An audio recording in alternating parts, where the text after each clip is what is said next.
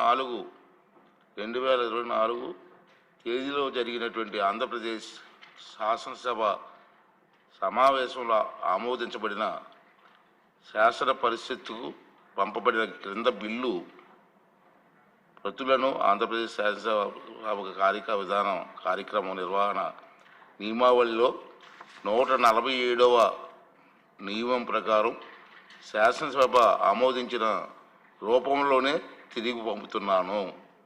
ఆంధ్రప్రదేశ్ శాసన పరిషత్తు సదరు బిల్లు 24/7/2024 తేదీన ఎలాంటి సవరణ లేకుండా ఆమోదించిందని కూడా తెలియజేస్తున్నాము. ఆంధ్రప్రదేశ్ భూమి హక్కు యాజమాన్య రద్దు బిల్లు 2024 రెండవది డాక్టర్ వైఎస్ఆర్ ఆరోగ్య విజ్ఞాన శాస్త్రాల విశ్వవిద్యాలయం సవరణ బిల్లును కూడా యథావిధిగా ఆమోదించడం జరిగింది.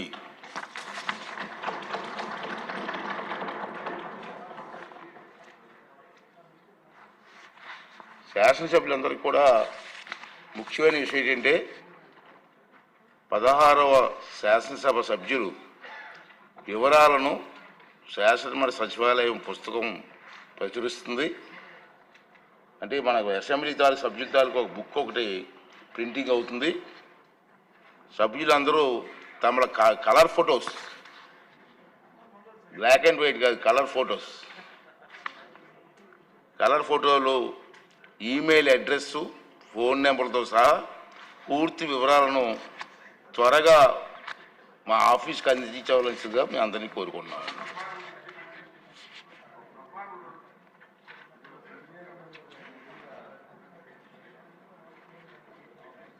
హౌస్లో ఓపెన్గా మాట్లాడుతుంది మళ్ళీ.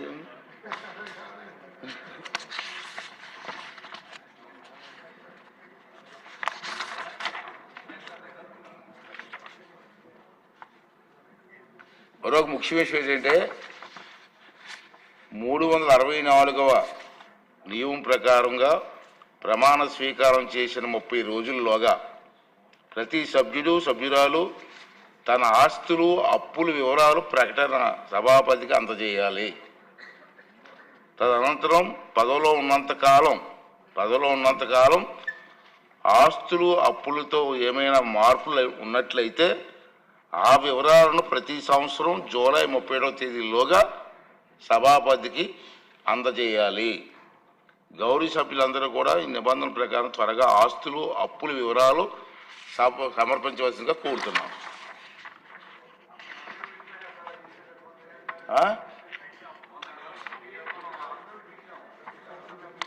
అదే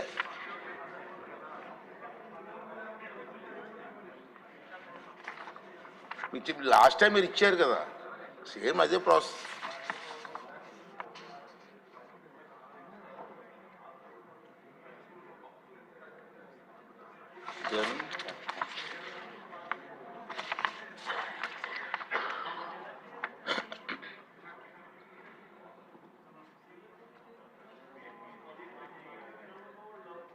మరొక ముఖ్య విషయం ఏంటంటే, సార్ అందరూ కూర్చోండి please.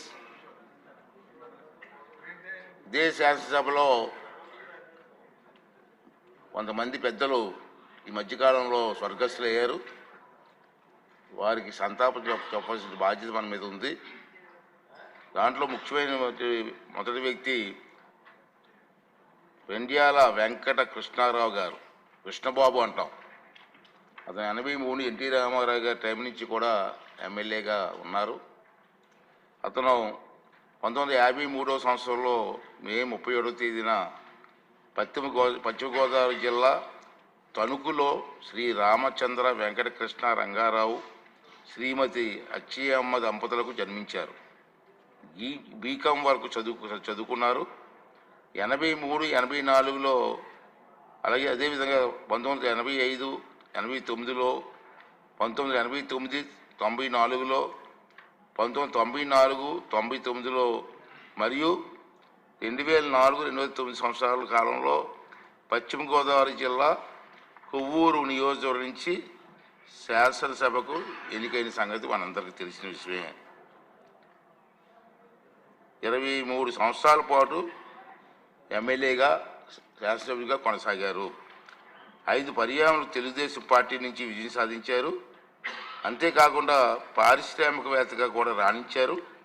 Andhra chemicals కర్మాగారానికి joint managing డైరెక్టర్గా బాధ్యతలు నిర్వహించారు. వీరు 2024 సంవత్సరం మే 27వ తేదీన మరణించారు.